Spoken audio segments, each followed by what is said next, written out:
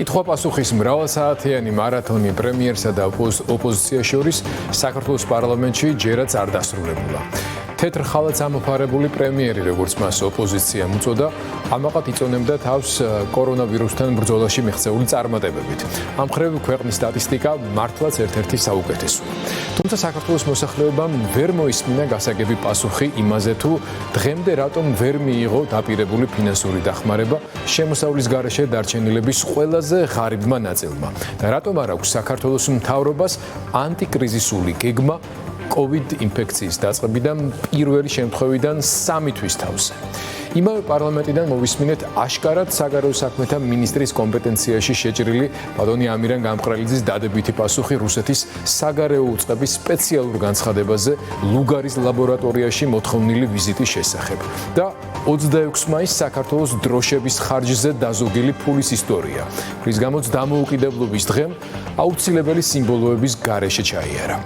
არეული თარიღები, ქუჩურ ფამილარული გამონათქვამები, ქართულ ჯიგრულ პონჩი გაკეთებული სიკეთეები, დაჯარიმებული ფარცხალაძე და რა თქმა უნდა დღევანდელ სიტყვათა აღლუმში გამარჯვებული ტერმინი სეროპრევალენტური, რომლის მნიშვნელობაც ექიმებისთვის კი გასაგებია, თუმცა მოსახლეობისთვის საქართველოს მთავრობის ანტიკრიზისული თუ პოსტკრიზისული გეგმებისა და გაჩერებული ეკონომიკის მომავლის მსგავსად ერთობ ბუნდოვანი დარჩა. თუმცა ჩვენი ოპოზიციის წარმომადგენლებს საქართველოს პარლამენტში მთელი დღე ჰქონდათ იმისთვის, რომ საკუთარი პოზიცია ჩამოეყალიბებინათ პრემიერ-მინისტრის დღევანდელ გამოსვლასთან დაკავშირებით. პრემიერ-მინისტრს ამ კვირაში კიდევ ელიან, შემდეგ ივნისის დასაწყისში მას კიდევ ერთხელ მოუწევს მისვლა, მოკლედ გახარიას ბენეფისი იქნება იმის პარალელურად, როცა ძალიან გააქტიურდა საუბრები იმის თაობაზე, რომ ივანიშვილს გახარიას პრემიერობიდან გაძევება გადაუწყვეტია. ამის თაობაზე ჯერ რაიმე ტიპის პირდაპირ მტკიცებულებები არავის აქვს. ფაქტი ერთია, რომ თავად საკმაოდ თავდაჯერებულად გამოიყურებოდა დღეს საქართველოს პარლამენტის ტრიბუნაზე. რის გამო მოდით ვესაუბროთ დეპუტატებს და მათ შორის პარლამენტის ყოფილ თავმჯდომარეს და დღეს უკვე ოპოზიციის ერთ-ერთ ლიდერს საქართველოს პარლამენტში ბატონ დავით ბაქრაძეს, თუმცა აქვე უნდა გითხრათ, რომ ბატონი დავითის გარდა დღეს ჩვენი სტუდიის სტუმრები იქნებიან ასევე ქალბატონი თამარ ჩუგოშვილი, ბატონი დავით ჭიჭინაძე, რომელიც ბოლოს შემოგვიერთდება და ბატონი რომან გოცირიძე. ქართული ოცნების შეფასებებს ამ სტუდიიდან სამწუხარო ჯერჯერობით ვერ მოვისმენთ, მიუხედავად ჩვენი დიდი სურვილისა, რადგან ქართული ოცნება წინა ხელისუფლების უკვე საყოველთაოდ აღიარებულ შეცდომას, ესე ვთქვათ, ერთგულებას განაგრძობს და არაფრით არ სურს მისთვის არაკომფორტულ ჟურნალისტურ გარემოში უპასუხოს შეკითხვებს. იმედი გვაქვს, რომ ისინი ამ გადაწყვეტილებას ოდესმე მაინც ამ ხელისუფლებაში არიან შეცვლიან. მოდით მივესალმოთ ბატონ დავითს. მთელი დღე წარიმართა პარლამენტში, დებატებს ამას მაინც ვერ დავარქმევთ, მაგრამ კითხვა-პასუხის რეჟიმი ასე თუ ისე განხორციელდა. თქვენ გაქვთ საკმარისი დრო საიმისოდ, რომ ნაცვლად იმ 2-3 წუთიანი შესაძლებლობისა უფრო კაფეო ჩამოაყალიბოთ და შეაფასოთ, რამდენად შეესაბამებოდა თქვენი მოლოდინი გახარიას დღევანდელ განცხადებებს და პასუხებს. საღამოშიტობის გიორგი, მივესალმები ჩვენს მაყურებელს. დიახ, დღევანდელი დღის მთავარ შედეგად ალბათ უნდა ჩაითვალოს ის განცხადება, რომელიც პრემიერმა პარლამენტში მოსვლამდე გააკეთა დილით საზოგადოებრივი ტრანსპორტის გახსნის შესახებ.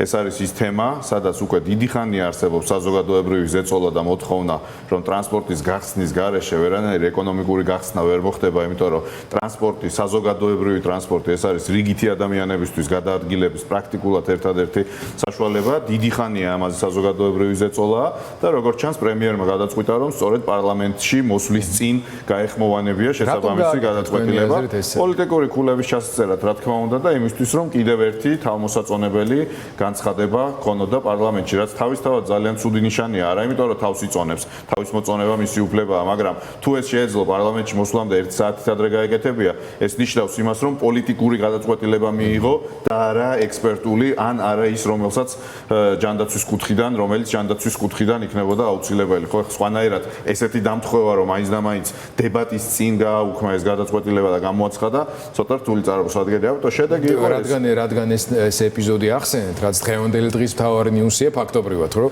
ხალხს პირველ რიგში ეს აინტერესებდა და არა იმ ტერმინების, ესე ვთქვათ, შინაარსის ძიება, სეროპრევალენტურის და ასე შემდეგ. ხომ არ გაჩვენებათ, რომ ეს გადაწყვეტილებაც ნაჩქარევი იყო თავისი შინაარსით.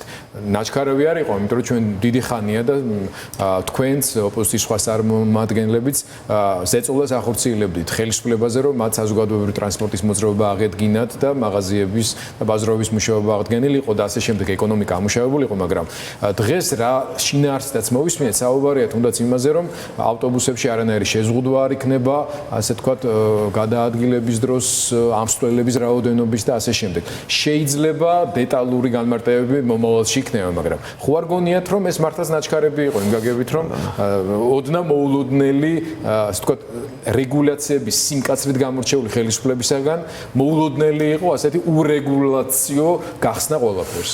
კი ბატონო, ერთის მხრივ ეს გადაწყვეტილება ნაჩქარევი ნამდვილად არ იყო, იმიტომ რომ ჩვენ მიგვაჩნია, რომ ნამდვილად დრო იყო და უფრო ადრეც კი უნდა გახსნილიყო ტრანსპორტი, იმიტომ რომ ვიმეორებ საზოგადოებრივი ტრანსპორტის გარეშე ვერანაირი ამუშავება ეკონომიკის ვერ მოხდება და ეს იყო ძალიან მძიმე ტვირთი ჩვენი გაჭირვებული მოსახლეობისთვის, რომ მათ არ ქონდათ ტრანსპორტის გამოყენების და მგზავრობის საშუალება, ამიტომ ნაჩქარევი არ იყო. მე ვიტყოდი, რომ იყო მოუმზადებელი. რატომ იყო მოუმზადებელი? იმიტომ რომ წინა დღეებში შეგახსენებთ ძალიან განსხვავებულ კომენტარებს, მაგალითად ქალაქის მერის და ჯანდაცვის მინისტრის. ქალაქის მერმა 2 დღის წინ განაცხადა, რომ როგორც კი ჯანდაცვის სამინისტრო მზად იქნება და რეკომენდაციით შემოვლენ ეკიპები, ჩვენ მზად ვიქნებით გავხსნათ ტრანსპორტი.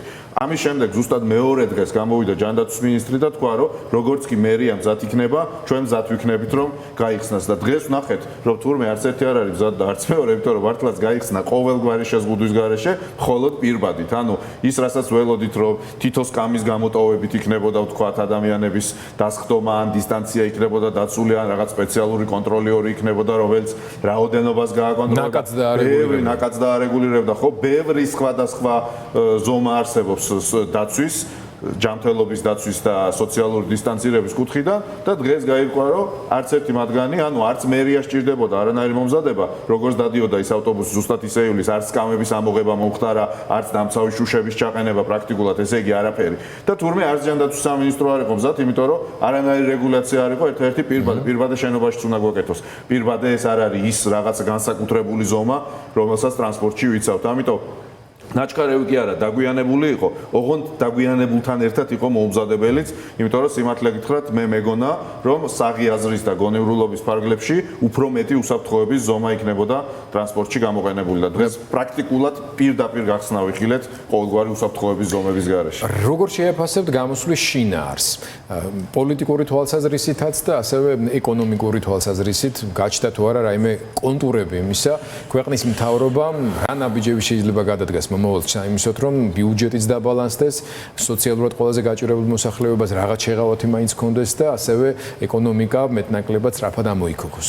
კი ბატონო, დღეს ერთის მხრივ საპარლამენტო უმრავლესობამ გამოავლინა საკუთარი ძლიერი მხარე და ეს ძლიერი მხარე არის დითი რამბების მიძღვნა და ქებადიდება საკუთარი მთავრობის. მეორეს მხრივ პრემიერმა გამოავლინა მისი ძლიერი მხარე, რაც არის პოლიტიკური დემაგოგია. და დღეს არაერთი ესეთი გამორჩეული მარგალიტი ვიხილეთ პოლიტიკური დემაგოგიის.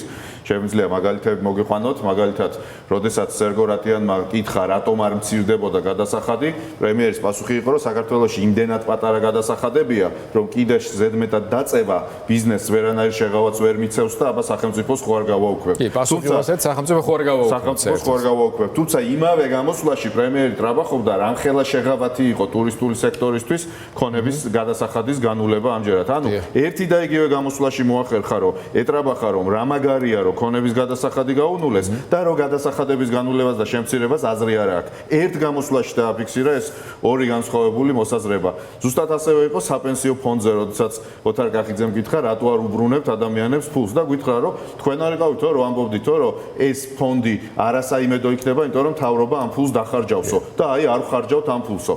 პრემიერი, რომელიც განსხვავებას ვერ ხედავს იმაში, მთავრობა დახარჯავს ხალხის ფულს, თუ მთავრობა ხალხს დაუბრუნებს საკუთარ ფულს, დამერწმუნეთ ხა გახარიას აზროვნება და აზრი არაკლია. ძალიან კარგად ხედავს განსხვავებას იმაში, მთავრობა დახარჯავს ხალხის ფულს, თუ ხალხი დაიბრუნებს საკუთარ ფულს და თვითონ ადამიანები დახარჯავენ კრიზისის დროს საკუთარ დანაზოგს. უზარმაზარი განსხვავებაა, ხო? ვითომ ეს განსხვავება ვერ დაინახა და ამ არგუმენტით შემოატრიალა, რატო არ შეიძლება საპენსიო ფონდი, ხო? როცა საუბარი იყო იმაზე, რომ ხარჯები უნდა შემცირდეს და დახმარება მეტი უნდა იყოს, გითხრა რომ როგორ დახმარება, მე მზად ვარ რომ 10,000-ით დავეხმაროთ ოჯახებს, მაგრამ საერთაშორისო ინსტიტუტები არ დაგვანებებენ ამას. იქ უნდა შევათანხმოთო. კი, რა თქმა უნდა, ბიუჯეტის პარამეტრები იქ უნდა შეათანხმო. ოღონდ ჯერ ბიუჯეტი უნდა შეცვალო და ჯერ ხარჯი უნდა მოიკლო. და ამ კრიზისის დროს გარანტიას ვაძლევ ბატონ გახარიას, თუ ის შევა კორექტირებული ბიუჯეტით სავალუტო ფონდში, სადაც იტყვის, რომ პრემიების მაგივრად, კაბინეტის რემონტების მაგივრად, საკონფერენციო დარბაზებში მილიონების გადაყრის მაგივრად, ახალი სამარშრუტო ტაქსების შემოყვანის მაგივრად, როცა გაჩერებულია ტრანსპორტი, ამ ყველაფრის მაგივრად, თუ ის იტყვის, რომ ქვეყანაში ეკონომიკის სტიმულირებისთვის გადასახადებს ამცირებს და ამაში მიდის ფული, გარწმუნებთ, რომ ამას სავალუტო ფონდი დაეთანხმება. ანუ ძალიან ბევრი ასეთი მაგალითი ვიხილეთ. 600 მილიონის შეკვეცას აპირებს ბიუჯეტის ხარჯვითი ნაწილიდან. და ალბათ ეკონომიკის ერთ-ერთი გამოხატულება იყო კიდეც გუშინ 26 მაისს არა მარტო დედაქალაქის, არამედ ჩვენი ქალაქების ქუჩებში ჩვენი სიმბოლიკის არარსებობა, რაც მართლა ძალიან უჩვეულო სანახაობა იყო მთლიანობაში. კი, ძალიან და უბრალოდ სირცხვილი იყო, ეხლა რა თქმა უნდა, თუ საგანგებო მდგომარეობაც აღარ არის და რაღაცის გაკეთება შეიძლება და სიმბოლურად ქუჩაში, მაგრამ სულ რო არაფერი არ გაკეთებულიყო, თქვა COVID ვირუსის გამო, არაფერი არ უშლიდა ხელს, რომ რუსთაველზე მაინც დროშები ჩამოეკიდათ, რომ დედაქალაქი ყოფილიყო შესაბამისად მორთული. ხა, ყველას ხედავთ ხო, ვიღაც უცხოელი პრეზიდენტი რო ჩამოდის ამ პრემიერი, მთელი ქალაქი მორთულია დროშებით და ეს სწორია და კარგია. ყველას გვახსოვს, რომ დეკემბერში ევროსაბჭოს თავმჯდომარეობას რო ზეიმობდა ჭყალებში ქართული ოცნება, იმ თავმჯდომარეობას, რომელიც ისე გადავაბარეთ ამბანის მიხედვით საბერძნეთს ვერავინ რო ვერ გაიგო. მაგრამ იმას რო ზეიმობდა, გადაჭრელებული იყო მთელი ქალაქი ოცნების შეიძლება კარგიც არის ბატონო დავით, იმიტომ რომ ისეთი ხალხი ჩამოყოლას აპირებდნენ მაგ ასამბლეაზე, რომ კიდევ კაიროსად უჩუმრა ჩაიარა. რაღაც რო არ გაფუჭდა, ჯობია რომ ასე უჩუმრა ჩაიარა. კი, ისე მართალია ეს ისეთი პერიოდი დაემთხვა, რომ ვერაფრის გაფუჭება ვერ მოასწარეთ, ასე რომ ეს კარგი იყო. ამიტომ დღეს რაც მოვისმინე და უფრო საქმიანად რო დაუბრუნდეთ თქვენ შეკითხვას, ესე იგი, ერთის მხრივ მოულოდნელი არაფერი არ იყო, სამწუხაროდ იყო ყველაფერი ის, რაც ვიცოდით აქამდე და დადასტურდა ის პრობლემებიც, რაც არის. მაგალითად, როცა თვითდასაქმებულებზე იყო კითხვა დღეს, პრემიერმა ღიად დაადასტურა ფაქტიურად, რომ სოფელში მყოფი ადამიანები, სოფელში მცხოვრები ადამიანები ვერ მიიღებენ ვერანაირ თვითდასაქმებულის დახმარებას, იმიტომ რომ როგორც მან თქვა, მათ აქვს მიწა და დავეხმარებით შესაბამისად სხვა უკვე აგრარული კუთხიდან, არანაირი აგრარული კუთხიდან რეალური დახმარება არ იქნება, ანუ ეს ადამიანები ვერ მიიღებენ 300 ლარსაც. როდესაც საუბარი იყო სახელმწიფო კომპენსაციაზე, თქვა რომ იცით რა, ძალიან მნიშვნელოვანი არისო, რომ დროში მდგრადი იყოს დახმარება და ამიტომ 6 თვეზე გავწერეთ ეს 200 ლარი, 1200. სიამდვილეში ძალიან მარტივია, რომ ადამიანი თუ 4 თვეში სამსახურში შოვის, ის დარჩენილი თანხა დაიზოგება. და სიამდვილეში ძალიან მარტივია, იმიტომ რომ დროში რატო წელავენ ამას დროში, რომ არჩევნები მოდის, ხო? მაგრამ დღეს შეეცადა ეთქვა, რომ აი პირიქით ეს რა კარგია, რომ ადამიანს 1200 ლარს კი არ აძლევ, 200 ლარის მიცემა ჯობია ადამიანისთვის, იმიტომ რომ ეს არის დროში მდგრადი და 1200 რომ მიცევ, ის რა იცი წავა და დახარჯავს და რაღაცას იღებს. ანუ ძალიან ბევრი ასეთი რაღაც მოვისმინეთ გამოსვლაში, არანაირი სიახლე არ იყო, არანაირი იმის განცდა არ იყო, რომ ეკონომიკური თვალსაზრისით ამ მთავრობას აქვს გეგმა და ხედვა და სიმბოლური იყო სხვათა შორის და სიმპტომური, რომ დღეს გამოაცხადა პრემიერმა, რომ პოსტკრიზისულ სტადიაზე ლაპარაკიო არის უპასუხისმგებლობა და მავნებლობაო, ხო? ამ დროს როცა მთელი წინა პერიოდი პოსტკრიზისულ სტადიაზე საუბრობდა და ერთ-ერთი რაზეც სულ აკრიტიკებდით იყო ის, რომ რა დროს პოსტკრიტიკული ეტაპია, მოდი კრიტიკულ ეტაპზე და კრიზისზე ვილაპარაკოთ. დღეს გამოგვიცხადა, რომ მომავალზე არ ვსაუბრობ, იმიტომ რომ არ შეიძლება ახლა პოსტკრიზისულ ეტაპზე საუბარიო, ხო? ანუ აი ძალიან ბევრი ასეთი შეუსაბამობა იყო მისი ესეთ ძალიან ვთქვათ დახვეწილი და არტიკულირებული და ასე ვთქვათ დემაგოგიური საუბრის უკან, საიდანაც გამოჩნდა მხოლოდ ერთი, რომ ვერაფერ დამატებით ჩვენი მოსახლეობა ვერ მიიღებს, ვერაფერს ვერ მიიღებს, ვერც ის 600,000 თვით დასაქმებული, რომელიც აპრიორე გამოტოვებულია პროგრამიდან, არაფერი არ შეუმსუბუქდება არც იმ თვით დასაქმებულებს, რომელსაც ცნობას თხოვენ სადღაციდან, რომ 300 ლარი მაინც მიცეს, საარსებო მინიმუმზე ნაკლებს 200 ლარს მიიღებს ის ხალხი, ვინც ხელფასი დაკარგა და ყველაფერს რო თავი დავანებოთ, 3 თვეა უკვე გასული, რაც კრიზისი დაიწყო, 2 თვიანი საგანგებო დამთავრდა და ჯერ არც ერთ თვით დასაქმებულს, არც ერთ უხელფასო დარჩენილს კაპიკი არ მიუღია სახელმწიფოსგან. აი აქ ვარ ჩვენ დღეს, ეს არის ფაქტები და ეს ფაქტები დგას პრემიერის დღევანდელი ძალიან ისეთი მხატვრული და არტიკულირებული გამოსვლის უკან. ბოლო კითხვა მე დაგისვა ბატონო დავით. პრემიერი უნდა იყენებდეს ნებისმიერ ტრიბუნას და შესაძლებლობას ზოგადად ქვეყნის უსაფრთხოებისთვის და მისი სახელმწიფო სუვერენული უფლების დასაცავად.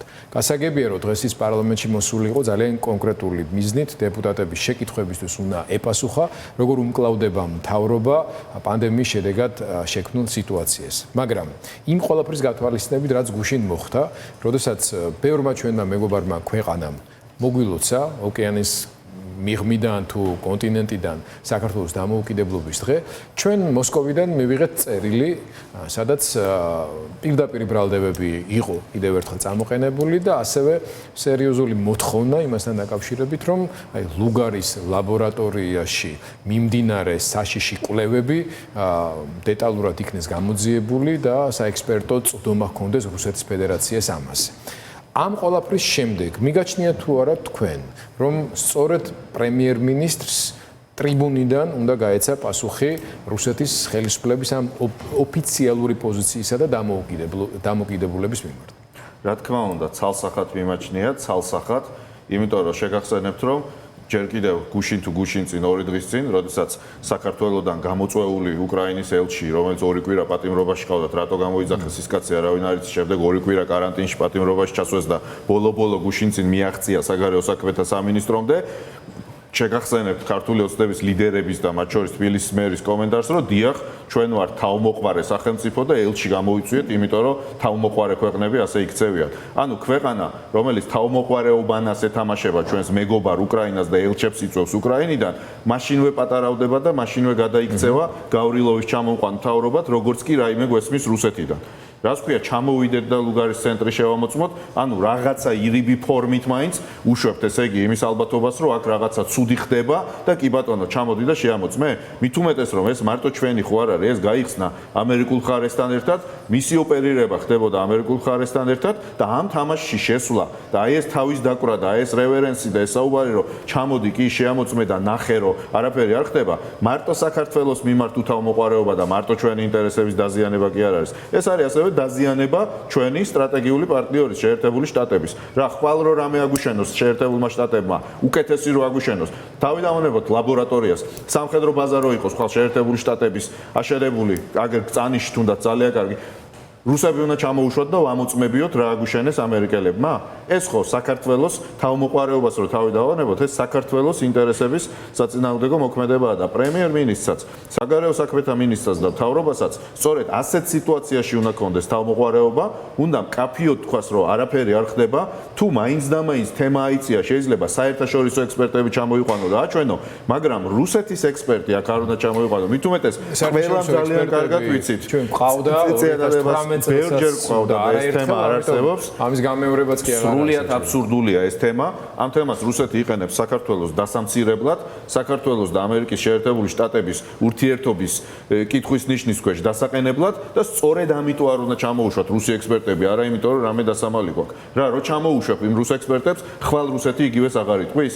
იყვნენ ჩამოსული, რამდენჯერმე იყვნენ ჩამოსული. იგივეს ამბობენ, რატო? იმიტომ რომ გაუდით. იმიტომ რომ ყოველ ჯერზე გვამცირებენ. იმიტომ რომ ყოველ ჯერზე თავს უქნებს ჩვენი მთავრობა, რომ კი ბატონო, აი ჩამობძანდით, შეგვამოწმეთ, არაფერს არ ვაკეთებ. აი ეს არის სწორედ ის მიმართულება, სადაც შენი ქვეყნის თავმოყვარეობა უნდა დაიწყოს და არა ის, რომ უკრაინიდან ელჩი გამოიწვია, რომელიც შენი მეგობარია. როგორც ამ ქვეყნის მოქალაქეს მქონდა მოლოდინი, რომ ქვეყნის პრემიერ-მინისტრი გამოიყენებდა დღევანდელ ტრიბუნას და პარლამენტიდან საპასუხო რეაქციას აუცილებლად შეთავაზებდა მსოფლიო საზოგადოებას. ცალსახად უნდა ეთქვა და ეს 26 მაისის დროშების ამბავიც და ლუგარის ლაბორატორიის ამბავიც შეკითხვა თავად საგარეო საქმეთა მინისტრიც კი დუმდა ამის თაობაზე, რაც სრულიად მიუღებელი და გაუგებარია და ბატონი ამირან გამყრელიძის პასუხის ამარა დავრჩებოდით რუსეთის საგარეო საქმეთა სამინისტროს განცხადებასთან. ამირან გამყრელიძე არის ექიმი, მას შეუძლია თქვას, რომ ვინმე ჩამოვიდეს და შეამოწმოს ან არ შეამოწმოს, იმიტომ რომ ის საუბრობს როგორც ექიმი და არა როგორც სახელმწიფოს წარმომადგენელი და არა როგორც პოლიტიკოსი, მაგრამ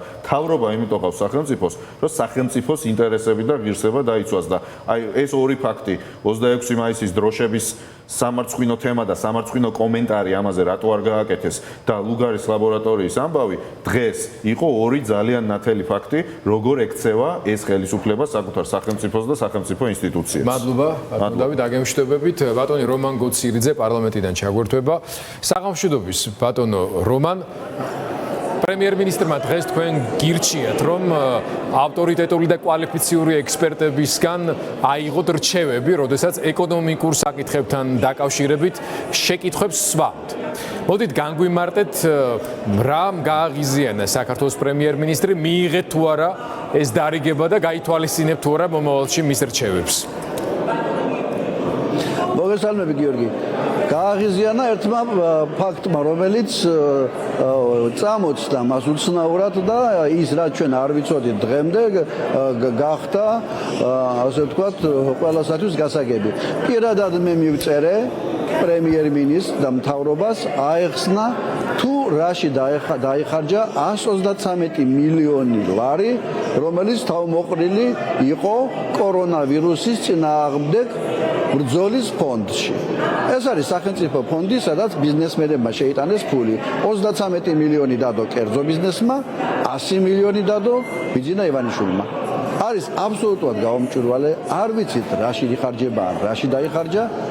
ვაინტერესებდა პასუხი, არ გაგვცა, ვინაიდან კიდევ აქვთ, რომ ასე ვთქვათ არ გამომივიდეს არასწორი, რამდენიმე დღე რეგლამენტით აქვთ ვადა 1-2-3 დღე რომ გაგვცემ პასუხი და დავაკვირდები რას გვიპასუხებენ, მაგრამ მან თქვა რომ აღმოჩნდა რომ 133 მილიონი არის ხელუხლებელი. როგორ შეიძლება ფონდში იყოს ფული, ხალხი შიმშილით კვდებოდეს, 3 თვის განმავლობაში ჩაკეტილი იყოს ქვეყანა, სამუშაო დაკარგა ასობით ათასმა ადამიანმა, თქვენივე ტელევიზიის გამოკითხვით და ძალიან კარგი გამოკითხვა ჩაატარეთ ედისონ რისერჩმა, სადაც 45% მოქალაქეებისა ამბობდა, რომ მხოლოდ 1 თვის საკმარისი აქვს ფული, ისიც მხოლოდ სურსათისათვის და მხოლოდ 7% შეეძლო თავის გატანა. თითქმის ერთი ამდენივე ამბობდა, რომ მხოლოდ 2 თვის განმავლობაში შეძლებდა არსებული დანამატით ოჯახის საჭიროებების, ესე ვთქვათ, მომსახურებას. თუმცა მე როგორც უსმინე პრემიერ-მინისტრ, მან თქვენს კითხვაზე პასუხად თქვა, რომ დიახ, ეს ფონდი არის ხელუხლებელი და ისინი ამ ფულს ინახავენ უფრო კრიზისულ ვითარებაში დასახარჯად. ანუ წინ უფრო რთული პერიოდი გველის შესაძლოა ამას აცნობიერებენ და ალბათ ფიქრობენ იმას, რომ უფრო მძიმე დღეები როცა დაგვიდგება, დაუდგება ჩვენს მოსახლეობას, უფრო მიზანმიმართულად შეიძლება მიმართონ ეს ყველაფერი. არა, ეს ასე არ არის. თუ ფული დღეს ისინი ასე იმართლებენ თავს, რომ ჩვენ საერთაშორისო ორგანიზაციებიდან უნდა მოვიზიდოთ $1.5 მილიარდი, რაც ტყუილია და ეხლა 5-ში შემოვა ბიუჯეტი და ჩვენ დავინახავთ, რომ იტყუებიან, მაგრამ დაუშვათ და უნდა მოვიზიდონ, ეს არის 5 მილიარდი ლარი და ეს 5 მილიარდი ლარი თუ შემოვა ეტაპობრივად, რაღაც ასე ვთქვათ, შავი დღისთვის ფული გადაინახონ იმ გრანტებიდან, რომელიც ევროკავშირიდან, ამერიკიდან და საერთაშორისო საფინანსო ორგანიზაციებიდან შემოვა. მაგრამ დღეს გვჭირდება ჩვენ სასწრაფოდ ფულის დახარჯვა, თანაც ბიზნესმა ეს სარეზერვოდ კი არ ჩარიცხა, არამედ ჩარიცხა იმისთვის, რომ დღეს ამოდგომოდა გაჭირებულ ადამიანებს, მაგრამ ძაღლისთავი იმაშია დამარხული, რომ ივანიშვილი არ აძლევს საკუთარი ფულის განკარგვის უფლებას. უკვე ეჭვიდგება ძალიან სერიოზული ეს ფული მართლა ჩარიცხა თუ არა. საიდანღაც ოფშორიდან გადმოურიცხავ. ჩვენ ძალიან კარგად გვახსოვს თუ რა მოხდა 8 წლის წინ, როდესაც ქვეყანაში იყო სტიქია, მან 80 მილიონი გადარიცხა ბიუჯეტში და მე როდესაც ოპოზიციაში როდესაც იყო, როგორც ხელისუფლებაში დაბრუნდა, ეს 80 მილიონი დაებრუნდა მომენტალურად უკან. ანუ ივანიშვილის ნებართვის გარეშე ამ ფონდის ხარჯვა არის, ასე ვთქვათ, ტაბუ დადებული. აი ეს გავიგეთ დღეს ჩვენ. აი ასეთი ეს ამან გააღიზიანა ყველაზე მეტად, ვინაიდან არ ელოდა თვითონაც რომ წამოწდებოდა აი ამ ფონდის, ასე ვთქვათ, დარეზერვების საკითხი. ბატონო რომან, ასეა თუ ისე რაც გავიგე დღევანდელი გამოსვლიდან არის ის, რომ პირველი დახმარებები ის იქნება 200 ლარიანი იქნება თუ 300 ლარიანი ერთჯერადი, მათი გაცემა დაიწყება ამ კვირის ბოლოს. დაახლოებით ეს პასუხი მივიღეთ პრემიერისგან. თქვენ როგორ ფიქრობთ, საკმარისი რამდენად იქნება ეს ცალკე თემაა და გასაგებია რომ ეს თანხა არსებულ პირობებში საკმარისი არავისთვის იქნება, მაგრამ აი თქვენ რომ გქონოდათ შესაძლებლობა მიგეღოთ გადაწყვეტილებები ეტაპობრივად როგორ გადაანაწილებდით ამ თანხებს და რა ფორმით მისცემდით გარკვეულ შეღავათს მოსახლეობის ძალიან დიდ ნაწილს, რომელთა ოჯახებიც ყოველგვარი შემოსავლის გარეშე დარჩნენ. რაც შეეხება თანხების დარიგების დაწყებას, შეუძლებელია ეს ბიუჯეტის გარეშე, ვინ მისცემს პრემიერ-მინისტრს, ასე ვთქვათ, აიღოს ასე და ხელახებით რაღაცა არიგოს. სამი თვე გავიდა, არა აქვს წარმოდგენილი ანტიკრიზისული პროგრამა ოფიციალურად, რაღაც ნახატებს უსმენთ, კედელზე არის, ასე ვთქვათ, რაღაც სქემები, რაც ჩვენ მოვისმინეთ, ტყუილი არის. უმეტესობა მაგალითად ამბობდნენ, რომ 350,000 უმუშევრად დარჩენილ ჩვენ დავეხმარებით 240 მილიონი ლარი.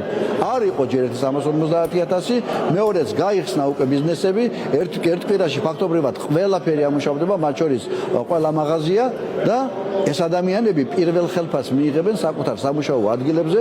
ეს იმას ნიშნავს, რომ ის 1200 ლარი 6 თვის განმავლობაში გაწელილი 200 ლარიანი დახმარება ფაქტობრივად არ მიეცემა მათ. მიიღებენ არა 1200 ლარს, არამედ მიიღებენ მხოლოდ 200 ლარს. არა 350,000 ადამიანი იქნება, არამედ უფრო ნაკლები იქნება. ამაშიც მოიტყუეს. აქეთ თვით დასაქმებულებს მივცემთ 240,300 ლარს. მაგრამ ეს ხომ ყველაფერი ბიუჯეტში უნდა იყოს ასახული. მთავრობამ ერთადერთი რაც გააკეთა და რისიც სამართლებრივი საფუძველი მოიპოვა თუნდაც ბიზნესის მხარდაჭერისათვის იყო 2 დღის წინ შემოტანილი ცვლილებები საგადასახადო კოდექსში, რომელიც ითვალისწინებს 750 ლარამდე საშემოსავლო გადასახადების, ასე ვთქვათ, პატიებას და ეს არის 150 ლარი. ანუ მან რომ დღევანდელი თავისი ნათქვამი აღასრულოს, ამისთვის სჭირდება პარლამენტში იურიდიული ბაზა, ანუ კანონი და ფინანსური ბაზა, ანუ კანონი ბიუჯეტის შესახებ. და ამბობს, რომ ბიუჯეტს წარმოადგენს 5 რიცხვამდე, 5 ბიუჯეტის განვიხილავთ მე, პრეზიდენტმა ხელი უნდა მოაწეროს, ისევ ტყუილს ამბობენ. ამიტომ დახმარების აი ეს პაკეტი, რომელიც ეს 3 მილიარდი, რომელიც შემოგთავაზა, ასე ვთქვათ, მთავრობამ არის დაქუცმაცებული, იქით ლობიო და რაღაც დასახელების საქონლის სუბსიდირება მოახდინეს და აღმოჩნდა, რომ ფასების შეკავების ნაცვლად ყველაფერზე გაიზარდა ფასები. გახსოვთ, რომ ჭიჭიბურა, ბრინჯი, ზეთი 16 მილიონი ლარის ზეთი, მაკარონი და შაქარი იყიდეს ვლადიკავკაზში. მეკითხებით, რატომ ვლადიკავკაზში? აი ყველაზე ახლოს დააცარიელეს ვლადიკავკაზის საწყობები იმის გამო, რომ თუმე რაღაც რეზერვები უნდა შეექმნა. აი რეზერვის სიტყვა ახლა მეორეჯერ გაჩნდა. აღმოჩნდა, რომ სოფლიო ბაზარზე ფასები დაეცა და ვლადიკავკაზში ნაყიდი, ესე ვთქვათ, ეს პროდუქტები გაცილებით უფრო ძვირია. ჯერთი მთავრობა, რომელი ბიზნესმენია, რომ რაღაცა იყიდოს და მე გადაყიდოს. სად უნდა წაიღოს ეს? ანუ ელემენტარული მენეჯმენტი არ უარგად.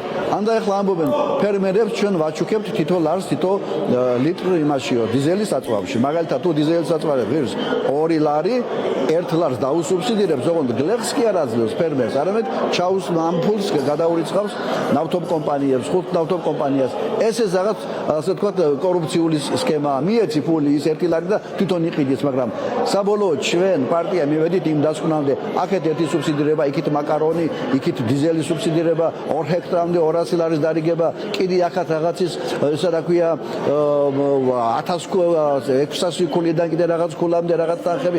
მოკლედ, ისე აიხლარდნენ, აი ამ თავიანთ გეგმაში 200 ლარი იმას, თვით დასაქმებულებს საბუთებს თხოვენ, ჩვენ თვითონ დავანებოთ რა. გვაძლევენ ამ 3 მილიარდს, ირიბად მოხდება ეს ფული ეკონომიკაში, მივცეთ 500 ლარი ბავშვებს, მივცეთ 1000 ლარი ყველა მოქალაქეს, გარდა შეძლებული ადამიანებისა, ვისაც წლიური შემოსავალი საოჯახო 40,000 ლარზე მეტი აქვს და მორჩა, იმიტომ რომ ესენი ვერ მოაბავენ თავს, მათ არ შეუძლიათ დაგეგმა მენეჯმენტი. აი თქვენ დარწმუნდებით ამაში, რომ რაც კი რა მოგისმენიათ ამ 2 თვის განმავლობაში, ფაქტობრივად ესენი ეს მწირი დაპირებაც კი სანახევროდ არ იქნება შესრულებული.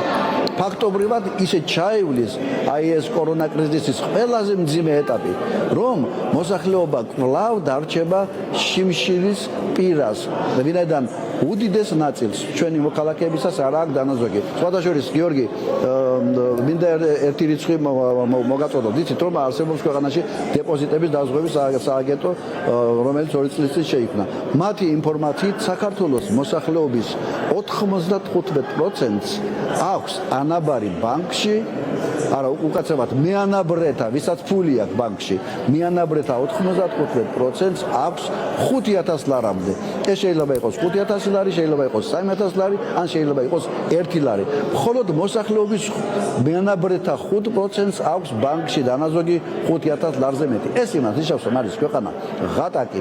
ერთი ეს ინფორმაცია, რომ მხოლოდ 5%-ს აქვს 5000 ლარზე მეტი დანაზოგი. მეორე, თქვენი ტელევიზიის ჩატარებული გამოკვლევა, მესამე მსოფლიო ბანკის კვლევა, რომელიც 79%-ს უჩვენებდა ღატაკს და ღარიბს საქართველოში 2015 წელს და ეხლა უკვე 90% იქნება ღარიბი. რომ შევაჯამოთ, საქართველოს ჩავარდა საშინელ ციღარიბეში და პრემიერ-მინისტრის დღევანდელი გამოსვლიდან ვერ დავინახეთ ვერავითარი იმედი, ვერავითარი ცოდნა, ვერავითარი ხედვა ეკონომიკის, ასე ვთქვათ, ბატონ რომან, განსაკუთრებით აი თქვენი შეფასების ბოლო ნაწილიდან გამომდინარე მინდა რა ბოლო კითხვა დაგისვათ. აი თქვენ სტატისტიკა მოიყვანეთ, მე ჩემს გადაცემაშიც ფორმულას არაერთ ანალიტიკურ გადაცემაში გვისაუბრია სხვადასხვა კუთხით დანახულ სტატისტიკაზე, რომელიც მეტყველებს იმაზე, რომ ქვეყანაში ფაქტობრივად საშუალო ფენა განადგურდა.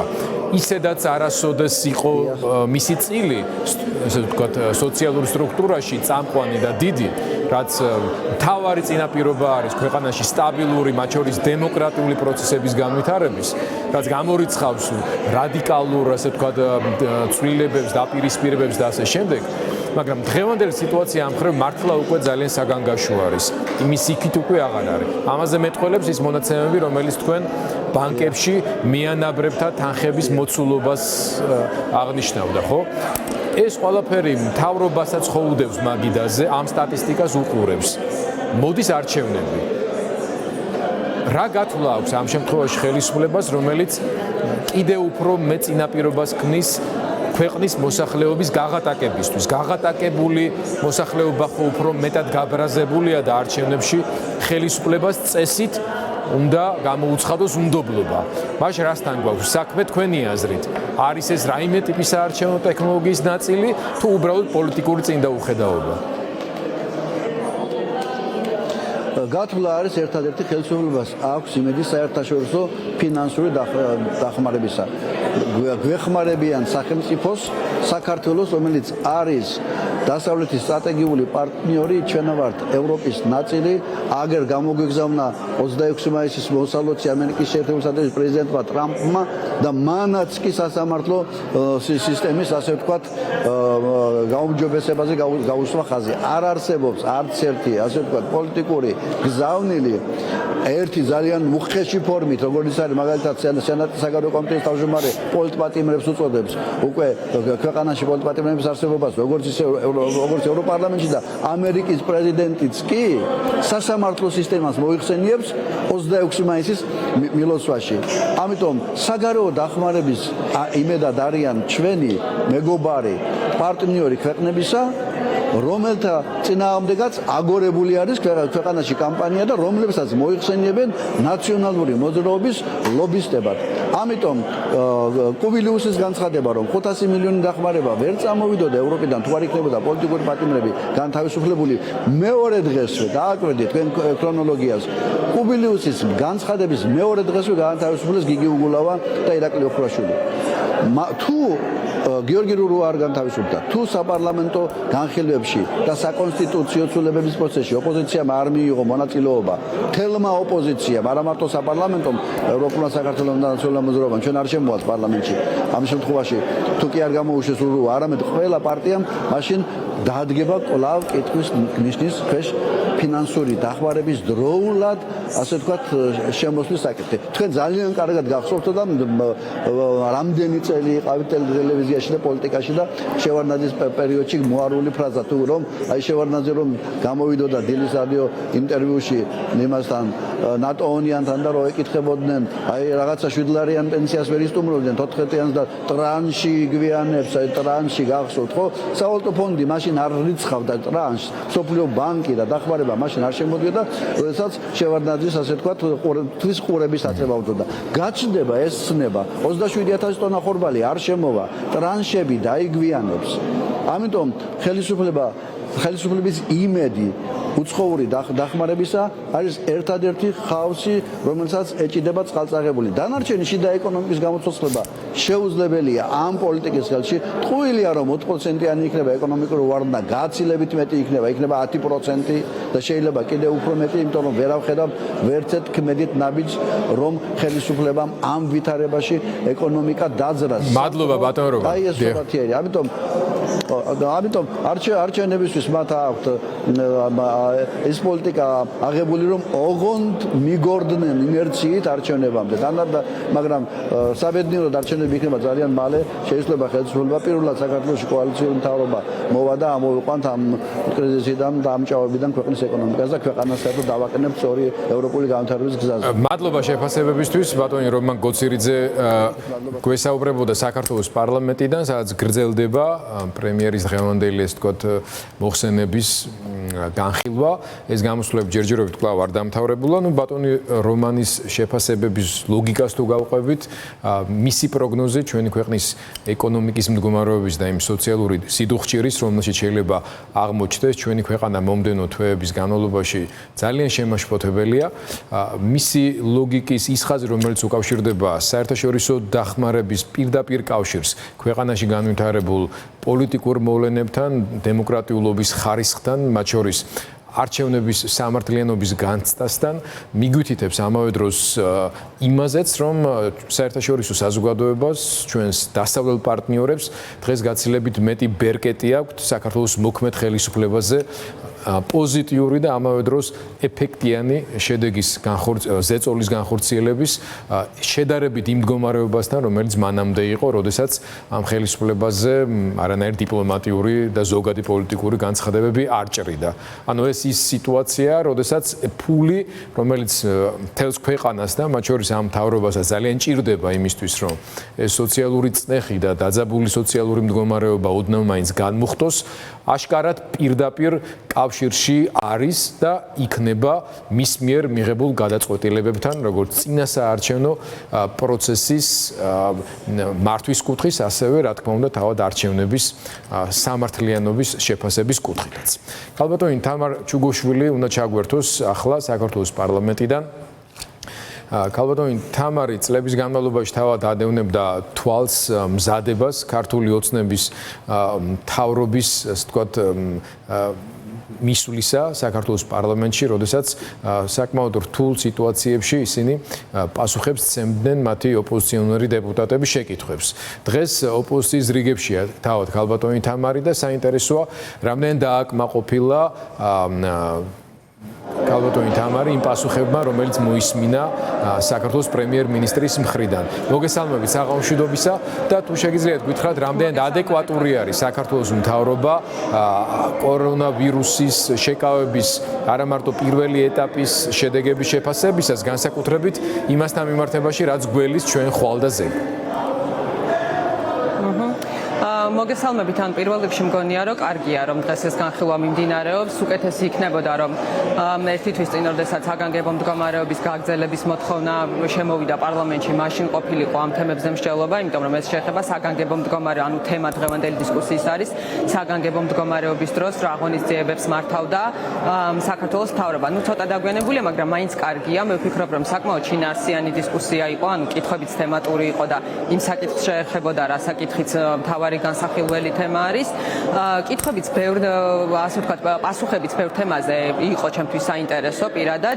თავარი ალბათ რაც ჩვენს მოსახლეობას აინტერესებს ახლა ყველაზე მეტად, იმაზე უფრო მეტად, ასე ვთქვათ, გასულმა ორმა თვემ როგორ ჩაიარა და მე მგონი საზოგადოების დიდი ნაწილი თავადაც აფასებს ამ სიტუაციას საკმაოდ კარგად. ეხლა მთავარი ინტერესი არის მომავალზე, ხომ? იმიტომ რომ ვირუსის მართვის ნაწილში შედეგები აქვს ქვეყანას, მაგრამ დღესაც ვისაუბრა პრემიერ-მინისტრმა იმაზე, რომ წინ გველის ძალიან სერიოზული ეკონომიკური სირთულეები და ამას ყველა ვაცნობიერებთ, იმიტომ რომ ამ ვირუსის შედეგებიდან გამომდინარე თითქმის მთელი მსოფლიო და ჩვენც როგორც ამ მსოფლიოს ნაწილი, რა თქმა უნდა, სერიოზული ეკონომიკური დარტყმების ქვეშ აღმოჩნდებით და აღმოჩნდით უკვე. ეს ნიშნავს იმას, რომ ძალიან ბევრი ადამიანი ან უკვე დარჩა სამსახურის გარეშე, ან ეს ემუქრება, ან შეუმცირდება შემოსავალი და ასე შემდგომ.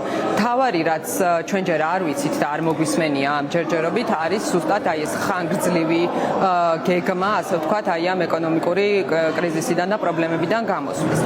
უფრო მეტი იყო საუბარი იმაზე საგანგებო მდგომარეობის დროს მყისიერი რეაგირების მექანიზმები რა იყო გამოყენებული, ასევე დაუყოვნებლივი ანაზღაურება, ასე ვთქვათ, და დაფინანსება იმ პირების, რომლებიც ყველაზე მეტად დაზიანდნენ, იქნება ეს ფიზიკური პირები თუ ბიზნეს სექტორები, მაგრამ ხანგრძლივ პერსპექტივაში რა ნაბიჯები გადაიქმება იმისთვის, რომ შევამციროთ ზიანი, ასე ვთქვათ, რომელიც წინ გველის კიდევ დამატებით ან როგორც პრემიერი ამბობდა შესაძლებლობად ვაქციოთ ეს სერიოზული გამოწვევა, ამაზე დღეს საუბარი არ ყოფილა და ამასთან დაკავშირებით ითქვა, რომ ჯერ არ არის საკმარისი დრო გასული იმისთვის და არ არის საკმარისი ინფორმაცია იმისთვის, რომ ეს ვითარება ზუსტად და სწორად შეფასდეს და შესაბამისად დაიგეგმოს შემდეგი ნაბიჯები, მაგრამ ქალბატონ თამარ, ხო არ არის შეგაწყვეტინებ და კი, რა თქმა უნდა, მაგრამ ხო არ არის ცოტა უცნაური, როდესაც პრემიერ-მინისტრი და მთავრობის ხელმძღვანელი გვეუბნება, რომ ჯერჯერობით არ არის საკმარისი ინფორმაცია და სრული სურათი რა ვითარება არის ამ თვალსაზრისით და ამ დროს ჩვენ ვიღებთ გადაწყვეტილებებს დღეისათვის სრულიად მოულოდნელს, თუმცა ამ მხრივ მოწოდებები დიდი ხანია იყო, რომ ფაქტობრივად ყველა ის შეზღუდვა, რომელიც მოქმედებდა ქვეყანაში ამ ორი თვის განმავლობაში, თითქმის ყველა შეზღუდვა მოიხსნას. არ ვლაპარაკობ ახლა სპორტულ დარბაზებზე და კიდევ ძალიან ბევრ ამ ტიპის შეზღუდვაზე, მაგრამ საზოგადოებრივი ტრანსპორტის მუშაობა აღდგება სრული მოცულობით ყოველგვარი შეზღუდვების გარეშე, რაც მოვისმინეთ, თუ არ ჩავთვლით იმას, რომ სამარშრუტო ტაქსებში ფეხზე დგომა თურმე აღარ იქნება დაშვებული, თითქოს ეს მანამდე უნდა ყოფილიყო დაშვებული, ან მაგალითისათვის ბაზრობებისა და სხვა სავაჭრო ობიექტების სრულად აღდგენა და ასე შემდეგ, ხო? ამ სიტუაციის გათვალისწინებით, რამდენად პასუხისმგებლიანი არის მაშინ იმავე მთავრობის გადაწყვეტილებები, რომ ეს ყველაფერი გაიხსნას. თუ ჯერ სურათი არ აქვს და არ ვიცით ზუსტად როგორ ვაკონტროლოთ პროცესი. ეს ორი საკითხი მართალია თქვენთან ძალიან მჭიდროდ არის დაკავშირებული, მაგრამ მაინც შეგვიძლია გავყვეთ. ანუ პირველ რიგში ან პირველი ეტაპი შეზღუდვების რაც იყო და საკმაოდ მკაცრი შეზღუდვები გქონდა, ჩემი აზრით, ზოგ შემთხვევაში ზედმეტად მკაცრი და დაუსაბუთებელიც იყო ზოგიერთი შეზღუდვა, რომელიც ჩემი აზრით არ იყო საჭირო და აუცილებელი, მაგრამ საზოგადოება ემორჩილებოდა ამ შეზღუდვებს. ჩვენი საზოგადოება ძალიან ორგანიზებულად და მაღალი შეგნებით მიუდგა ამ კრიზისს და პანდემიით გამოწვეულ პრობლემებს და მაქსიმალურად იცავდა ერთეული გამონაკლისების გარდა, ვინაიდან დღეს გვაქვს ეპიდემიოლოგიურად იმგვარი სიტუაცია, რომ აშკარად კარგად არის პროცესი მართული და თან ამასთან ერთად საზოგადოების განწყობაც უკვე შეზღუდვების მიმართ ნეგატიურისკენ იცვლება, ანუ მე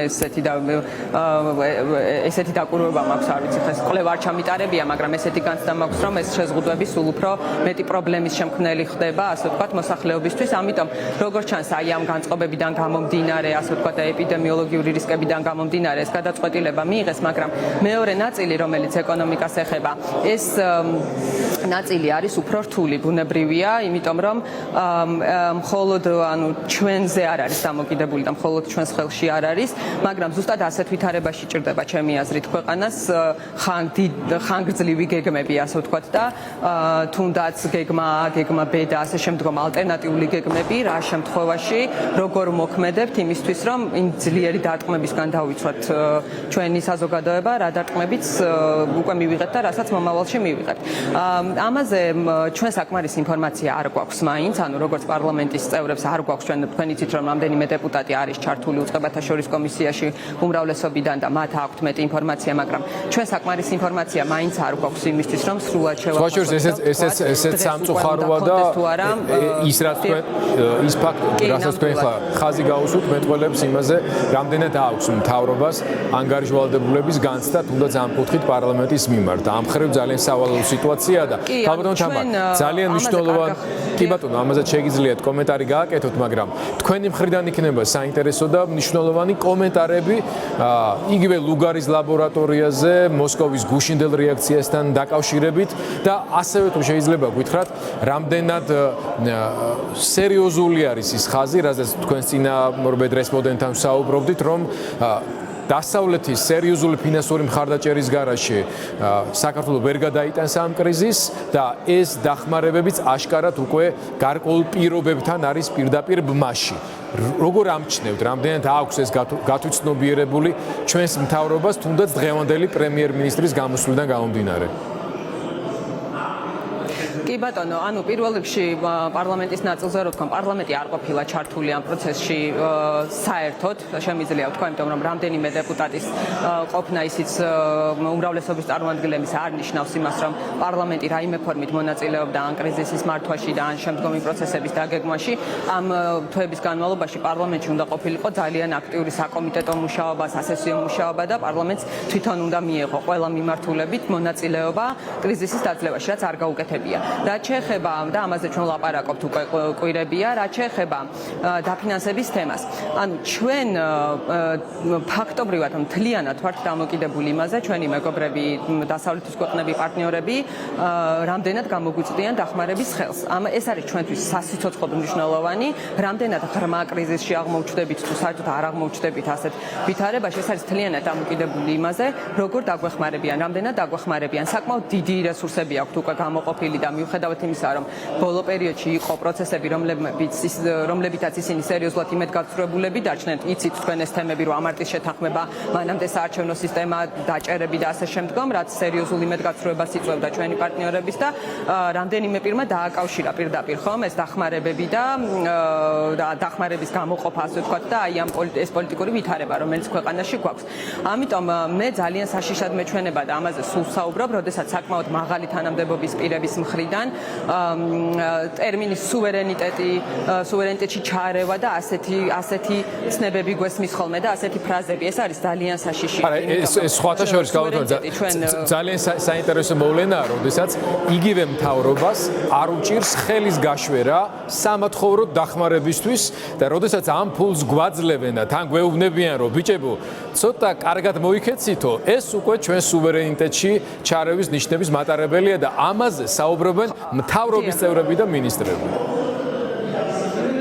ანუ არა მხოლოდ ხელის გაშვერაზე არის ამ ერთ კონკრეტულ შემთხვევაში, არამედ მთლიანად ჩვენი ქვეყნის სუვერენიტეტი, ჩვენი ქვეყნის ერთიანობა, მთლიანობა, დაცულობა, განვითარების პერსპექტივები, ეს ყველაფერი არის დამოკიდებული დასავლეთზე, ხომ? ჩვენ დამოუკიდებლად არსებობის შანსს არ მოგცემს რუსეთი, იმ შემთხვევაში თუ ჩვენ არ გვექნება დასავლეთის მხარდაჭერა. ამიტომ ჩვენი ქვეყნის მომავალი არის დამოკიდებული იმაზე, ჩვენ რამდენად ერთგული ვართ აი ამ დასავლური ინტეგრაციის, რამდენად გვინდა რომ ცივილიზებული სამყაროს ნაწილი ვიყოთ, რამდენად დემოკრატიული ვითარდებით და დახმარებაც და ზოგადად ქვეყნის მომავალიც ამაზე არის ძალიან დიდი. ჩვენ ძალიან დიდი ხნის განმავლობაში უნდა დავასრულოთ სამწუხაროდ, კიდევ ერთი სტუმარი გვყავს. მადლობას გიხდით, დაგემშვიდობებით ამჯერად. პარლამენტიდან გადმოვინაცვლებთ უკვე ჩვენ სტუდიაში. ბატონ დავით, თქვენ მთელი დღე გაატარეთ დღეს საქართველოს პარლამენტში. ახლაც მიმდინარეობს გამოსვლები და მე ერთი მორიგი ბრილიანტი მინდა წარმოგიდგინოთ ამ შემთხვევაში. საპარლამენტო უმრავლესობის ლიდერს ბატონ მამუკა მდინარაძეს ეკუთვნის ეს სიტყვები, რომელიც რამდენიმე წუთის წინ წარმოთქა, რომ დღეს ოპოზიციის მხრიდან არც ერთი კრიტიკული შენიშვნა კრიზისულ მენეჯმენტთან დაკავშირებით არ გახმოვანებულაო. თქვენ საკმაოდ აქტიური ხართ არა მარტო ამ თემასთან დაკავშირებით, მაგრამ კრიზისული მენეჯმენტის კრიტიკით გაგიცნოთ ბოლო თვეების განმავლობაში ჩვენმა მოსახლეობამ და მე კი მოგისმინეთ პარლამენტში, მაგრამ მართლა დუმდით თუ უბრალოდ ის ნაწილი მოისმინეთ, რომელიც მათ აწყობდათ ხოლმე. მე ძირითადი ბრძოლა მოგესალმებით, მივესალმებით თქვენს მაყურებელს. უმიკროფონოთ მომიწია ბატონო გიორგი და ამიტომ შეიძლება ისე არის, მაგრამ პრემიერ-მინისტრს ესმოდა და პრაქტიკულად 21 მარტიდან დაწყებული ბრძოლა, როდესაც მე ხმა არ მივეცი ამ საგანგებო სიტუაციას, იმიტომ რომ მასში არ იყო აბსოლუტურად ასახული არანაირი კრიზისული ელემენტები ეკონომიკასთან მიმართებაში და ისე დაკეტეს ქვეყანა, რომ საერთოდ ვერ წარმოედგინათ, რომ რა ვადით კეტავდნენ, რისთვის კეტავდნენ, რა უნდა მომხდარიყო. დღეს რო ვისმენდი, მეცინებოდა, რომ თურმე ერთი თვით ადრე 29 იანვრიდან დაუწყიათ ყველაფრის მზადება და როდესაც 27 თებერვალს პირველი შემთხვევა რო 26-ში მოხდა კომიტეტის სხდომაზე კითხე მინისტრის მოადგილეს, ეკონომიკის მინისტრის მოადგილე ესწრებოდა, ფინანსთა მინისტრის მოადგილე და ეროვნული ბანკის ვიცე-პრეზიდენტი. თქვენ ხვდებით მეთქი, საერთოდ ქვეყანაში რა მოხდა უკვე პირველი შემთხვევა რო დაფიქსირდა, ანუ რა გვემუქრება და ამას რო ლაპარაკობთ დღეს რაღაც მარტო მხოლოდ რაღაც ზედაპირული კანონების განხილვაზე, ამის მაგივრად მოსულიყავით უკვე რა გადაადგილებები ხდება ბიუჯეტში, რა მუხლები უნდა შეიკვეცოს და ტურისტთან მიმართებაში რა პრობლემები შეგვექნება და გადმორიცხებთან. ეს კითხვები დასმული 27 თებერვალზე და მე მაწყნარებდნენ, რომ ტურისტში ყველაფერი კარგად გვექნებაო, გადმორიცხვებშიც კარგად იქნება ბატონო დავით თქვენ ცდებითო და ერთი კვირის თავზე მე თვითონ ის ეკონომიკის მინისტრის მოადგილე, რომელიც ამას მე მიმტკიცებდა, კორონავირუსით თვითონ მოხდა საავადმყოფოში. ხდება ესეთი რაღაცაც, ახლა როგორია რომ არ მოგემართება, მაგრამ დღეს ბატონო გიორგი ერთი რაღაც მე ვარ კმაყოფილი რითი 21 მარტიდან დაწყებული ბრძოლით ფორს მაჟორთან დაკავშირებით. ხან ღია წერილი მივწერე პრემიერ-მინისტრს, ყველა გამოსვლაზე გაგრძელება იყო, აბსოლუტურად ვიძახდი, რომ ქვეყანაში არის ფორს მაჟორული სიტუაცია და უკანონობა ხდება. ადამიანებმა დაკარგეს შემოსავალი, მათ ვითომ გადაუვადეს სესხები, მაგრამ იმ სესხებზე კიდე სესხებს ამატებდნენ და ფორს მაჟორი სამართლებრივი ტერმინია. დიახ და რატომღაც 2008 წლიდან ამოღებულია ეს ფორს მაჟორი ხელშეკრულებებიდან ბანკებმა, დიდმა კომპანიებმა ამოიღეს და აქედან გამომდინარე ისინი ცდილობენ, რომ ეს მუხლი არ მოირგონ, ესე რომ ვთქვა და მოსახლეობას არ მიცენ და ადამიანებს მომხმარებლებს, რომ ამ მუხლით ისარგებლონ. და პრაქტიკულად დღეს მე პრემიერ-მინისტრმა დამიდასტურა, რომ გახსოვთ თქვენ, რომ პირველი 3 თვის განმავლობაში, როდესაც მე კითხვას ვსვავდი პროცენტზე, გადადება, როდესაც ხდება, უნდა გაჩერდეს. დღეს პრემიერ-მინისტრმა გაიკვირვა და თქვა ეგრე არის. მე ვთხარი ესე არ არის, მე მაქვს ეროვნულ ბანკში გაგზავნილი წერილები, მაქვს ბევრი წერილი გაგზავნილი კომერციულ ბანკებში, სადაც ამას ვთხოვულობ. და ჯერჯერობით პასუხი არ არის და მითხეს, რომ ეგ სასამართლოს კომპეტენციაა. დღეს როდესაც 3 დღით ადრე პრემიერმა განაცხადა, რომ კიდე 3 თვით გადაუვადებდა იმ ადამიანებს, ვისაც შემოსავლები დაკარგეს, ოღონდ ახალი ტერმინი შემოიძახეს კაპიტალიზაციის გარეშე, უბრალოდ მინდა მარტივი სიტყვებით გავიმეოროთ, რომ პროცენტის დარიცხვის გარეშე მოხდებოდა კიდე გადავადება.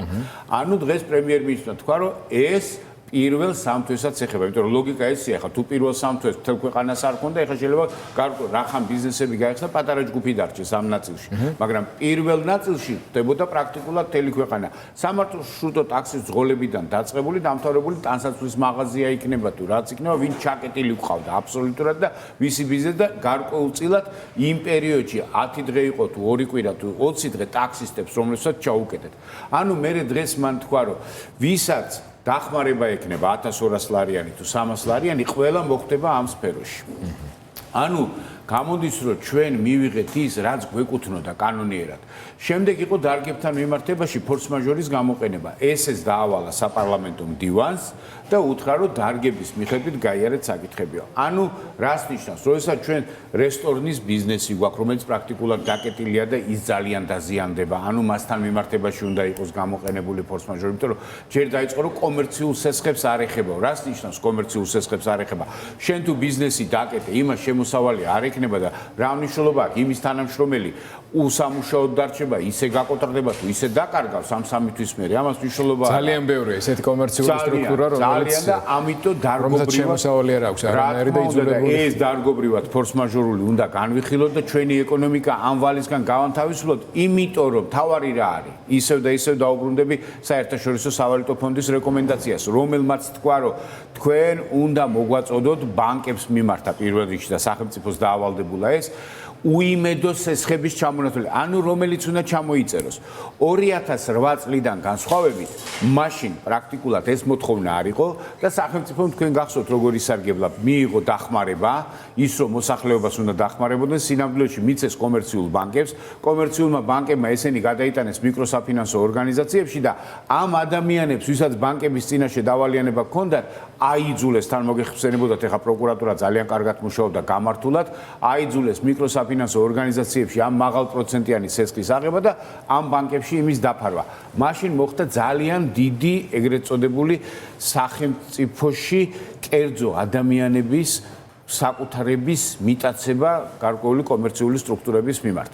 და თქვენ გახსოვთ, რომ 2010 წელი ბანკებმა თითქოს წაგებით დაამთავრეს, მაგნატს რა თქმა უნდა სააკაშვილი კარგად აკონტროლებდა. თუმცა აქტივები, რომელიც შემდეგ 2011-ში რეალიზება მოხდა და მათ ბალანსი ავიდა, უკვე საკმაოდ სოლიდური მოგება მიცად ბანკებს. თქვენ ახლაც ხედავთ ამ საფრთხეს, მე რა თქმა უნდა, ეს არის ყველაზე დიდი პრობლემა და სტრუქტურებს კაპიტალი აქვთ, შენობები აქვს, არაპროფილური საქმიანობა აქვს, ბატონო გიორგი, რაზეც ფინანსურმა ინსტიტუტებმა, ბანკებმა შეიძლება ჩვენ შეიძლება მივიღოთ 2 ფინანსური ინსტიტუტის საკუთარი ქვეყანა. იმიტომ რომ ყველაფერი მათ ხელში აღმოჩნდება და ამიტომ აქ შეზღუდვა არის ძალიან მნიშვნელოვანი არაპროფილური საქმიანობა. ეს შეზღუდოს მთავრობამ და პარლამენტმა და ჩვენ ვიყავით შეთანხმებულები სხვათა შორის კვირიკაშვილის და კუნსიშვილის მთავრობასთან, რომ პირველი ეტაპი არაპროფილური საქმიანობის შევზღუდეთ, მაგრამ იქ დარჩა თითქოს დამფუძნებლებს დაიტოვეს. ეს არაპროფილური ძალიან ღრმადართული თემაა, მაგრამ აი დღევანდელ კრიზისთან დაკავშირებით ნახეთ როგორი რაღაც არის ძალიან მნიშვნელოვანი მომენტია აქ, რომ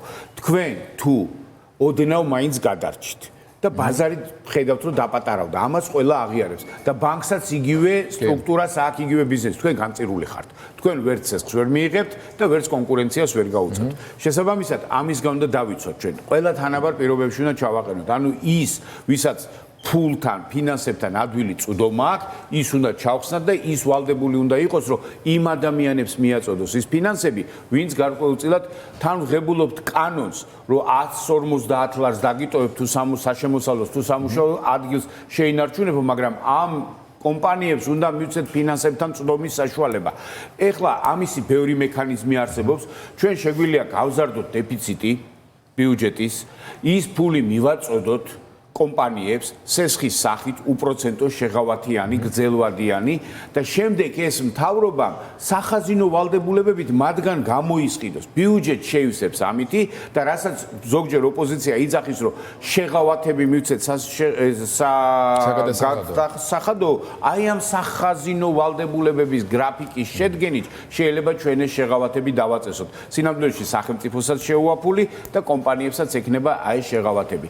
ბევრი მექანიზმი რომელიც დასაფიქრებელია და ეს კომერციულ სტრუქტურებთან დაკავშირებით ძალიან მნიშვნელოვანი ნაწილია. ჩვენ როცა ვსაუბრობთ რიგითი ადამიანების ფინანსურ მდგომარეობაზე, ყველა ამ ადამიანის მდგომარეობა პირდაპირ მიმულია მათ დასაქმების ადგილებზე. მათ დამსაქმებლების მდგომარეობაზე ერთი იყო კიდევ ჰიპოთეკის ჰიპოთეკასთან დაკავშირებით. მაგას მინდა დავუბრუნდე, მაგასთან ესეთი ადამიანები, ვისაც ჰიპოთეკური ვიცე-პრეზიდენტს მინდა მადლობა მოუხადო ბატონ პაპუნა ლეჟავას, რომლის დამტკიცებაზეც მე აი მიმინოს სიტუაციაში აღმოჩნდი, ისეთი პატარა ხარ, შენ რა გინდა აქ თქო, იქ ადვოკატს როევნება და აი ზუსტად ეგეთი სიტუაცია აღმოჩნდა, რომ ეს ადამიანი აღმოჩნდა საკმაოდ ისეთი დამცველი ბანკებისგან მომხმარებლების, რომ არ ვიცი, მართლა მისასალმებელია. მე ესეთი პატიოსანი ბანკერი არ იდეა ჩვენში დარჩეს და ეს მისი სამსახურებრივი მოვალეობა წარსულდა. ამას არავინ არ ასრულებდა, ყველა ბანკების ლობირებით იყო დაკავებული. რა გააკეთა, რა თქმა უნდა, ესეთი რომ თქვენს მადლობას უბრალოდ ყველა მიმართვაზე აბსოლუტურად კომუნიკაცია გამართა, მიკროსაფინანსო ორგანიზაციები იყო თუ ბანკები იყო და ყველა საიძულა იმ გადავადებების ამოქმედება. ანუ ვისაც უნდოდა რომ ტერორი მოეხდინა ამ მომენტში და ესარგებლა ადამიანების არაინფორმირებულობით, ამ ადამიანებმა ვინც მომმართა, მე მიმართე მას და მას ყველას გაუწია დახმარება და ეს ძალიან საინტერესოა და აი ამ იპოთეკასთან დაკავშირებით მინდა ეხლა ვთქვა. აქ ღებულობ ძალიან ცუდ მდგომარეობას, ბატონო გიორგი. ნახეთ, არის შიდა განვადებები, რომელიც არ არის დაზღვეული. ეს არის მაპატიე, გაწყვეტენ ყველაზე მწარედ რაც გვახსოვს ეკონომიკური 2008 წლის შემდეგ. ეს იყო სამშენებლო და დღეს ამას ამბობენ. ნახეთ როგორი რაღაც არის, კითხვა დავსვი მე. ეს რას ეხება? შიდა განვადებებს ეხება კი, რომელიც საბანკო სფეროში არ არის აღწერილი. ხვდებით, თქვენ კომპანიამ ან უშუალოდ მშენებელთან დეველოპერთან დადებული ხელშეკრულებები 15 წლიანი ანუ სესხებია მე სულ თხოვლობ რომ ეს იყოს დაზღვეული იმიტომ რომ ეს იგივე სესხებია და პირამიდის ყველაზე დიდი შემცველი ნაწილი ეს არის და თან იქ ისეთი ხელშეკრულებები აქვს სამშენებლო კომპანიებს დადებული კლიენტთან რომ ბანკებსაც კი შეშურდებათ აბსოლუტურად უუფლებო კლიენტები არიან ანუ ეხლა ნახეთ ჩვენ ამ მდგომარეობაში აღმოჩნდებით ეხლა თუ მიცეს მარტო იმ ადამიანებს, ვისაც საბანკო სესხი აქვს, ეს ადამიანები პრაქტიკულად ამ კომპანიებისთვის მიუღებლები აღმოჩნდებიან. ისინი ვერ გადაიხდიან, იმიტომ რომ ბევრი გადმორიცხვებზეა დამოკიდებული, ბევრი აი თვითდასაქმებაზე რაღაც ბევრი ყავს ჩვენ, ხო, რომელსაც არ უღიარებთ ეხლა. ტრანსპორტი არ იყო პედაგოგები, მებაღეები, რა ვიცი, ძიძები, რამდენი ვინმე არის, ტაქსისტები, თუნდაც რომელსაც ლიცენზია არ აქვს. ხო ისინი ვერ ამტკიცებენ რომ მუშაობენ ქუთაისში, ბათუმში არ გაცემულა, თელავში არ გაცემულა, ესეთი რუსთავში არ გაცემულა, ესეთი დიახ, ესია და ამიტომ იმათ არა აქვს საბუთი რომ დაამტკიცონ, ხო, რეალურად რომ შემოსავალი გააჩნიათ. ამიტომ გამოდის რომ ამ ადამიანებს ვისაც შიდა განვადებები აქვთ, იმათ არავინ არ დაუფინანსებს ამას და ისინი პრაქტიკულად ერთი თვე, ორი თვე რო არ გადაიხდიან ავტომატურად დაკარგავენ, იმიტომ რომ სამშენებლო კომპანიები დაინტერესებული არიან ისინი გააგდონ და აგერ ვისაც უფინანსებენ, იქ ახალი მოდელი შეიქმნება. ხო ხვდებით, არა, სადაც როგორ უნდა ავიცილოთ ეს სიტუაცია თავიდან, იმიტომ რომ მეორეს მხრივ თავრობის მზაობა იმისთვის, რომ შემოსავლის მქონე ფიქსირებული შემოსავლის მქონე ადამიანებს დაუფინანსოს პროცენტი საკანონმდებლო ცვლილება, რომელსაც ვთხოვულობ მე და ეროვნულ ბანკს ვესაუბრები და ის მომხრია, რომ მან აკონტროლოს ეს შიდა განვადებები. ანუ მასთან მიმართებაში სამშენებლო კომპანიებმა შექმნან რეზერვები ისე როგორც დაახლოებით ისეთივე რეგულაციად მოქმედებს როგორც ბანკსა და კლიენტ შორის, მაგრამ ეს საკანონმდებლო ინიციატივა რომ შევიდეს თქვენს მიერ და მიიღოს მთავრობა შემდგომში მოქმედებს და ხო არა დაჩქარებული წესით შეუძლიათ მიიღონ და ეს ადამიანებიც მოხვდებიან ზუსტად იმ რეგულაციების ქვეშ და მათაც დაუფინანსონ. თუმცა მაშინ მათ თავიდან უნდა გაუფორმონ ეს ხელშეკრულებები და ასე შემდეგ. ეს ყველა ეს მე ამ კრიზისში რა გავაკეთოთ ეს ხალხი ახლა დარჩენილი პირისპირ სამშენებლო სტრუქტურებთან გეტყვით რომ ეს არის შიდა განვადებები და ეს ადამიანები პრაქტიკულად უუფლებოები არიან. ამ ადამიანებს ჭირდებათ ეხლა მათი უფლებების დაცვა, თორე ჩვენ მივიღებთ თითქოს არა პირამიდას, მაგრამ იმ ადამიანებს, რომლებსაც ნებისმიერ სიტუაციაში დაკარგავენ ყოველგვარი აი საბუთის გარეშე, გასაჩივრების გარეშე დაკარგავენ ეს ადამიანები თავისუფლებას. ბოლო კითხვა მინდა დაგისვათ, რამდენიმე დღეში ჩვენ მოვისმენთ პრემიერის უკვე ანტიკრიზისულ პროგრამას. ნუ გითხრა რომ ეგეთი რამე არ არსებობსო ბუნებაში. რა ვიცი, მოგაწვდითო, ველოდებით უკვე ხა ანტიკრიზისი. იცით რა არის ყველაზე სასაცილო ბატონო გიორგი, რომ ესე იგი კემბრიჯში დავიქირავეთ ადამიანები, იქ ამერიკაში იმათმა თავის ქვეყანას როგორ უშველონ კრიზისში, ის ვერ მოუფიქრებიათ სხვადასხვა მიდგომები აქვს. მე ძალიან სასაცილო განცხადება იყო, რომ გლობალურ კონკურენციაშიო უნდა დავიჭიროთ მიმზიდველი ადგილიო. ჯერ გერმანიამ 51 ქვეყანაში არ დაგვასახელა, სადაც უსაფრთხოა მოგზაურობა, ხო?